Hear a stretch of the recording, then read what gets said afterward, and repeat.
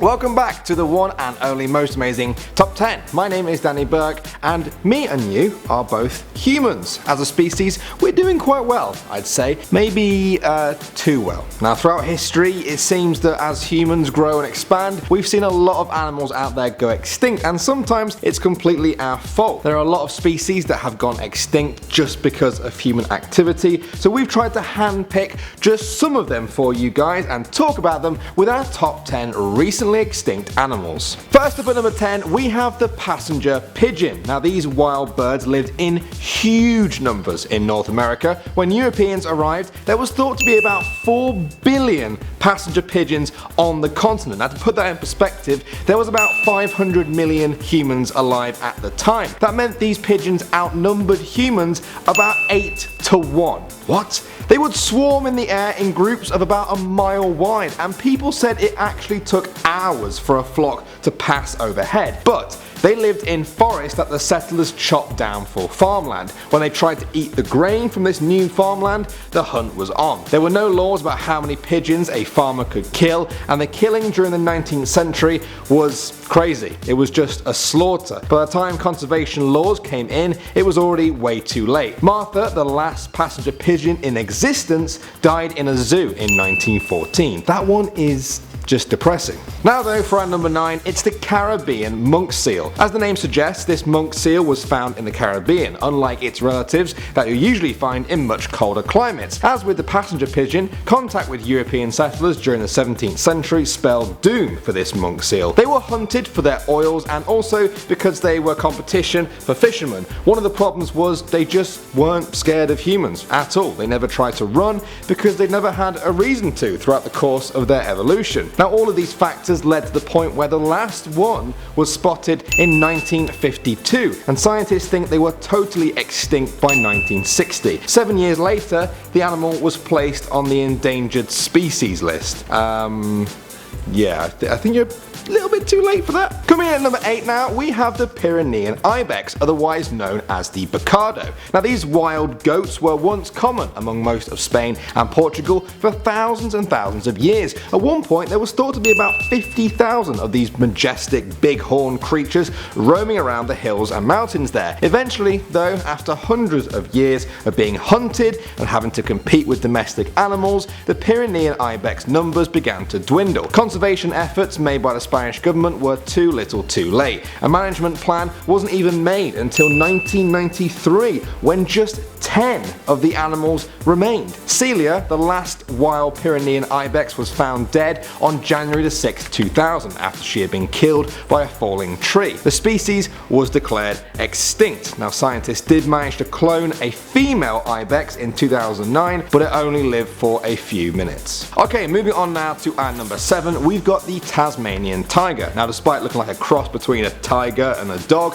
this animal is not closely related to either of them. It actually belongs to the marsupial family, the one that includes the kangaroo, and like them, it carried its young in a pouch. There are actually cave paintings in Australia going back thousands of years ago with pictures of the Tasmanian tiger on the walls there, which I think is fascinating, but despite their presence there, their numbers slowly dwindled until they could only be found on the island of Tasmania. They started off being quite a rare sight there, but they soon began to hunt farmers' sheep, and the government then started offering rewards for every Tasmanian tiger that was killed. This relentless bounty hunting, along with the loss of habitat and new diseases that were introduced, meant that in 1933 the last confirmed Tasmanian tiger was captured and put in a zoo, where it lived for 3 years before dying from neglect.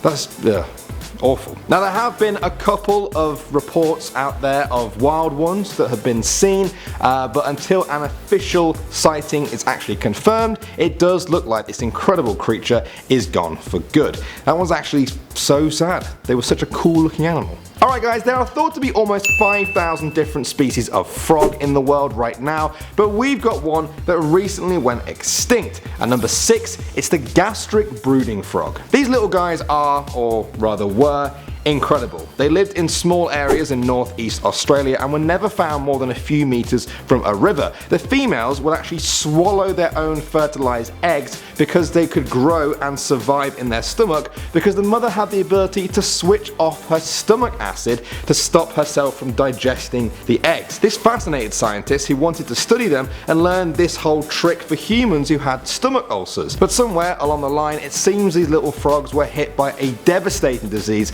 that completely wiped them out. In fact, the last known sighting of them was in 1981, and despite scientists looking for them ever since then, they've been unsuccessful and the gastric brooding frog has been declared extinct. Okay, halfway through now. Hopefully this is all a bit more educational than it is depressing. I know it's quite sad. But our number 5 now is the Eskimo Curlew. Now these long-beaked birds used to be seen flying in massive flocks from Alaska and Canada way down to Argentina and back again. There used to be millions of them that could be seen across North and South America, but with every migration they made, their numbers kept shrinking due to hunting and destroyed habitats. Hunting these birds was banned though in 1916, but after 1939 there were no more sightings of them in South America at all, and the last official sighting in North America happened in 1962. There have been a few unconfirmed reports of them in the years since then, but many experts are saying don't hold your breath at all, because the chances are there are now no more Eskimo Curlews. And for our number 4 now, we have the Baiji Dolphin. Now unlike its oceanic cousin, this animal could only be found in Asia's longest river, the Yangtze River. This unique dolphin first appeared in the fossil records about 25 million years ago. There they survived for millions and millions of years, using echolocation to hunt for fish. Local fishermen even called the Baiji the goddess of protection, but it was a familiar story when humans began to disrupt its habitat. These days an estimated 12% of the entire human population lives just along this river. Over the past 50 years, China's growth has meant more fishing, more ships, more pollution and more dolphin hunting. In the 1950s there were thought to be about 6,000 Baiji dolphins. By 1998 scientists could only find 7.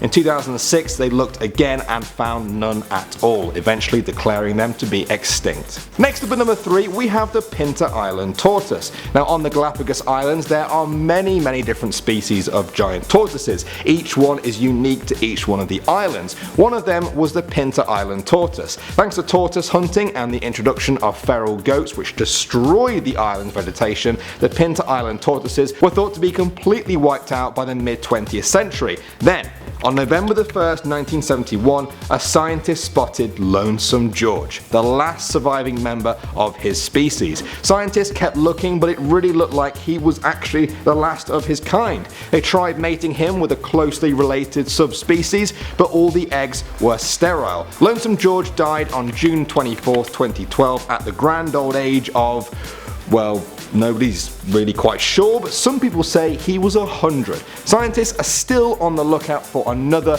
Pinta Island tortoise, but it's looking increasingly likely that George was the very last one. Okay, coming in at number 2 now, we have the Eastern Cougar. Now these days, if you are lucky enough in your life to see a cougar in North America, it's probably not going to be the Eastern Cougar variety. They once roamed large parts of northeastern America up into Canada and hunted white-tailed deer. As American settlements grew in the 1800s, they came into contact with the Eastern Cougar and a fight to the death began. You get no prizes for guessing who won that one. The Eastern Cougars struggled on for about another 100 years. One was spotted and killed in Canada in 1932, and then another in Maine in 1938, and then nothing. They were added to the endangered list in 1973, and then in 2011, 73 years after their last sighting, the Eastern Cougar was officially declared extinct. And finally at number 1 we have the Western Black Rhino. Now these majestic animals were cousins of the white rhino that you guys might recognize, but they'd always struggled to survive compared to them. It's thought that from 1965 to 1995 about 98% of black rhinos were killed by poachers. They wanted the black rhino horns to sell to Chinese medicine dealers who claim that the horns can cure pretty much every illness under the sun. Spoiler alert, they can't. Now, despite conservationists trying to tell people this, the demand for black rhino horns stayed high, so poachers kept poaching. In 1900, there were thought to be 1 million of these rhinos. By 1997, guess how many were left? 10. The last one was actually spotted in 2001, and after 10 years of no sightings, the western black rhino was declared extinct in 2011. Well guys, it's fascinating to learn about these creatures, but also massively depressing that it looks like they're probably going to be gone for good. I guess the only silver lining might be cloning. Maybe scientists can bring back some of these species that way, and hopefully the animals in this video will help remind people that it's never really too late to try and save a species, because at the end of the day, they're not just the only ones in their forest or country or even on the planet. They're really the only ones of their kind in the whole universe. Yeah, that was quite a deep end to this most amazing top 10 video. Stay good folks, as always. My name is Danny Burke. You can find me on Instagram somewhere down there, and I'll see all you guys soon.